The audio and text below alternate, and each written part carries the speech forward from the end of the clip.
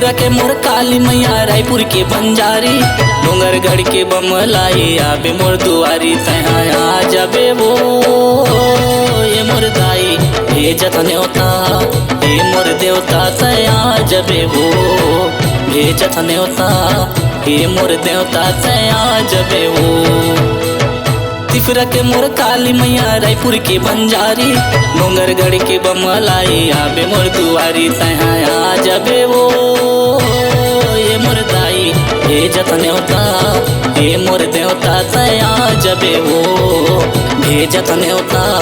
हे मोर देवता तया जबे वो।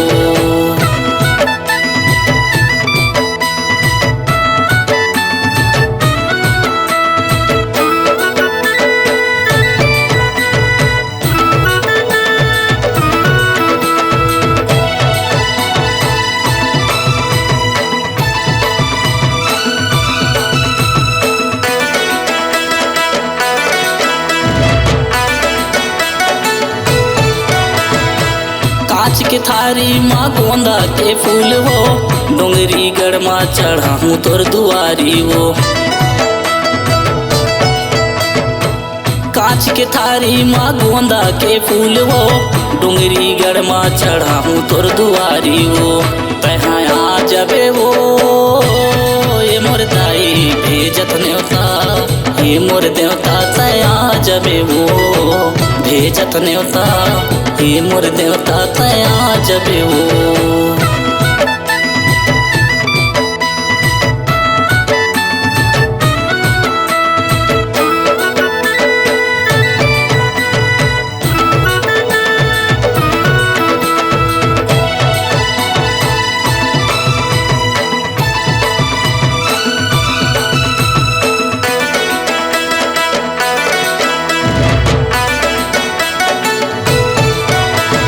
केंद्री चुआ के तय मोर गोदौरी माता भगवा माँ चढ़ के तय आबे मोरे माता। बेंद्री चुआ के तय मोर गोदौरी माता भगवा माँ चढ़ के तय आबे मोरे माता तहा आ जबे वो ये मोर दाई भेजत न्योता हे मोर देवता तया जबे वो भेजत न्योता हे मोर देवता तया जबे वो।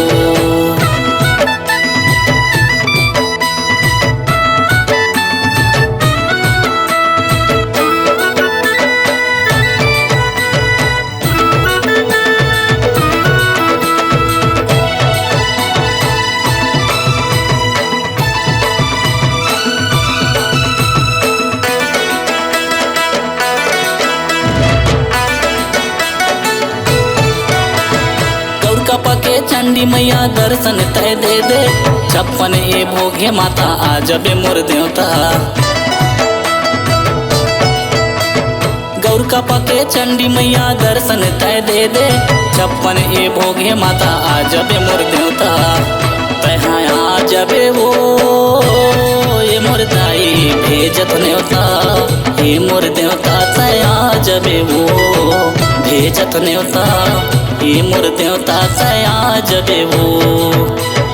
त्रिपुरा के मोर काली मैया रायपुर के बंजारी डोंगरगढ़ के बमलाई आबे मोर दुआरी तहा आ जबे वो